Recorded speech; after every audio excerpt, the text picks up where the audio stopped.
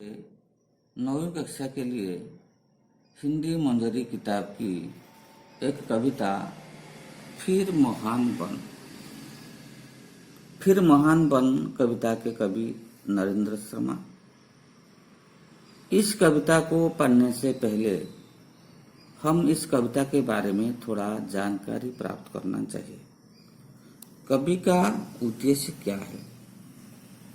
मनुष्य अमृत की संतान है, यानी सबसे समाज में मनुष्य को ही दुर्लभ जन्म मिलता है।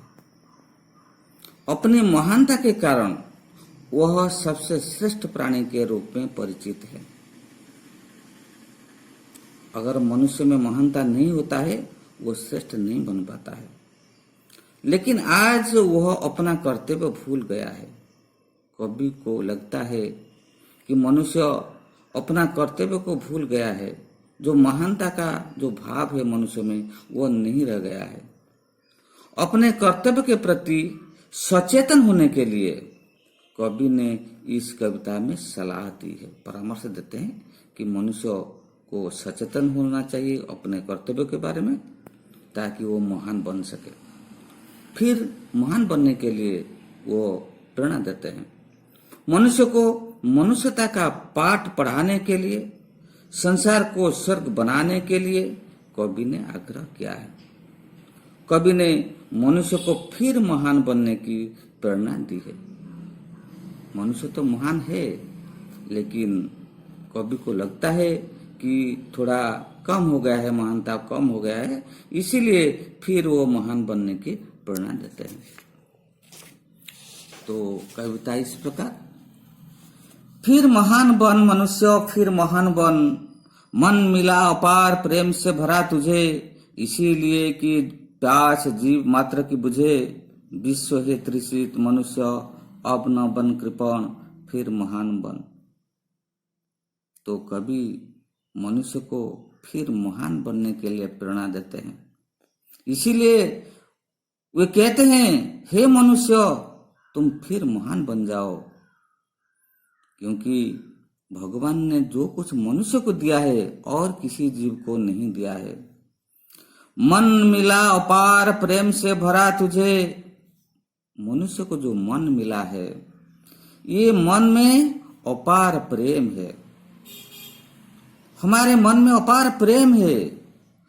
अपार प्रेम से भरा तुझे, कवि कहते हैं मनुष्य को, हे मनुष्य तुझे जो मन मिला है वह मन अपार प्रेम से भरा हुआ है, असीम प्रेम से भरा हुआ है, स्नेह से भरा हुआ है।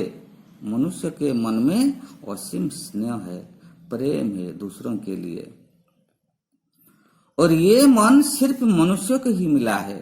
दूसरों को प्यार करना, प्रेम देना, सहायता करना, ऐसा मन सिर्फ मनुष्य को ही मिला है। इसीलिए वो कहते हैं, मनुष्य तुझे अपार प्रेम से भरा हुआ मन मिला है। क्यों मन मिला है? कि इसलिए कि प्यास जीव मात्र की बुझे, इसलिए मिला है कि प्यास जीव मात्र की बुझे, जीव मात्र की प्यास बुझे, यानी जीवों की प्यास को बुझाना चाहिए।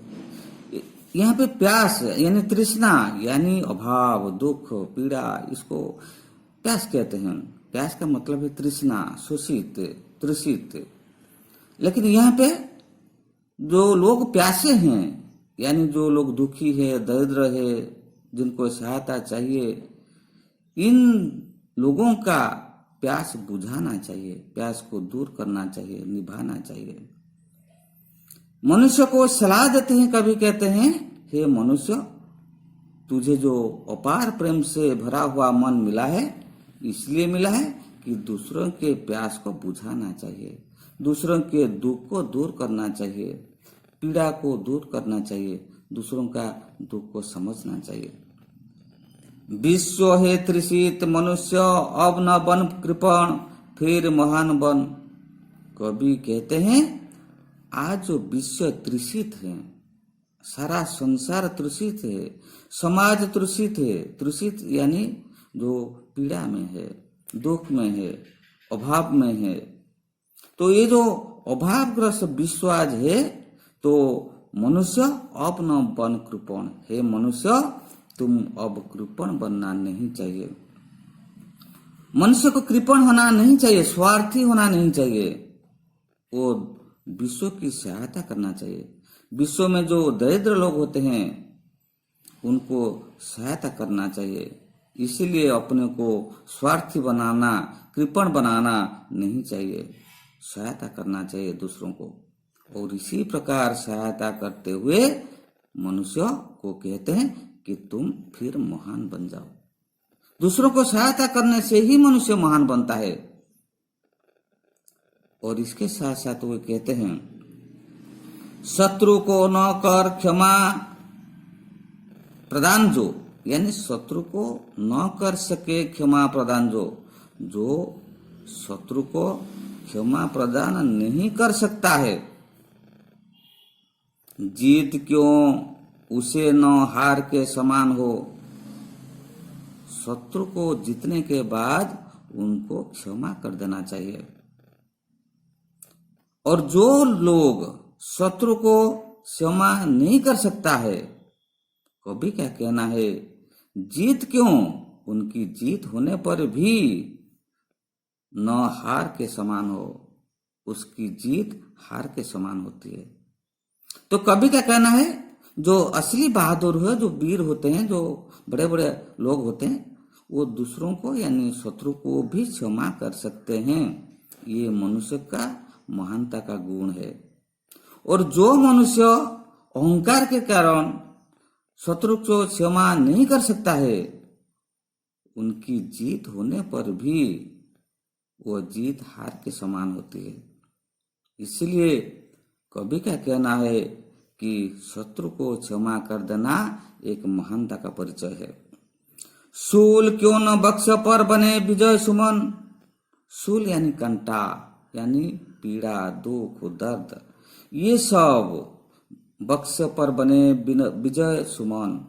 विजय का सुमन, सुमन का मतलब होता है फूल। ये विजय का सुमन बन जाता है। क्या बन जाता है? शूल यानी कांटा, यानी दुख, पीड़ा। मतलब जो लोग जितना दुख सह लेता है उसके जीवन में वो विजय प्राप्त कर सकता है।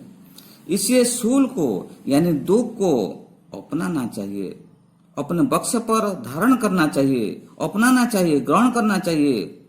जो दुखों को ग्रहण करते हुए दूसरों की सेवा करता है तो उनको विजय प्राप्त होता है। वो सचमुच महान मनुष्य बन जाता है। दुष्ट हार मानते न दुष्ट नेम से, पाप से घृणा महान है न प्रेम से। ये दुष्टों के बारे में बताया गया है। दुष्ट यानी जो लोग अच्छे नहीं होते हैं, तो ये बुरे आदमी, दुष्ट लोगों का नियम होता है कि ये मानते न दुष्ट नेम से। ये दुष्ट लोग कभी भी अपने को नहीं मानते हैं, दुष्टन के बारे में नहीं मानते हैं। दुष्ट नेम से, नेम का मतलब नियम, दुष्टों का नियम है कि वो कभी नहीं मानते हैं, हार नहीं मानते हैं। दुष्ट हार नहीं मानते हैं, उनका ये नियम होता है। वो कभी भी अपने को हार नहीं समझते हैं। तो कभी क्या कहना है, पाप से घृणा महान है। पाप से घृणा करना सबसे महानता की बात है। लोग पाप तो नहीं करना चाहिए, लेकिन पाप से भी घृणा करना चाहिए। और पाप से घृणा करना सबसे महानता की बात है। पाप से जो लोग घृणा करते हैं वो महान होते हैं। न प्रेम से, यानी पाप से घृणा करना महान है, लेकिन पाप से प्रेम नहीं करना चाहिए। न प्रेम से मतलब पाप से प्रेम नहीं करना चाहिए, पाप से घृणा करना चाहिए। पाप से घृणा करना सबसे महानता की बात है। न प्रेम से मतलब प्रेम से पाप नहीं करना चाहिए, यानी पाप से प्रेम नहीं करना चाहिए, पाप से घृणा करना चाहिए। और इसके साथ साथ वे कहते हैं, दर्प शक्ति पर सदैव गर्व कर न मन। हे मन, हे मनुष्य, अपना दर्प शक्ति पर, बाहुबल पर, अपने घमंड पर तो कभी भी सदैव सर्वदा गर्व करना नहीं चाहिए। अपने बाहुबल पर मनुष्य को गर्व नहीं करना चाहिए। जो लोग अपने दर्प शक्ति पर गर्व नहीं करता है वह महान बन जाता है। यानी मनुष्य को अहंकार में आना नहीं चाहिए, मनुष्य अहंकारी बनना नहीं चाहिए। जो अहंकार को छोड़कर, पाप को छोड़कर दूसरों की सेवा करता है, मदद करता है, समाज के लिए, देश के लिए, जाति के लिए, लोगों के लिए, राष्ट्र के लिए जो काम करता है, सचमुच वही महान होता है। और इसी प्रकार कवि का कहना है कि वो आदमी महान बन जाएगा। आज इतना ही।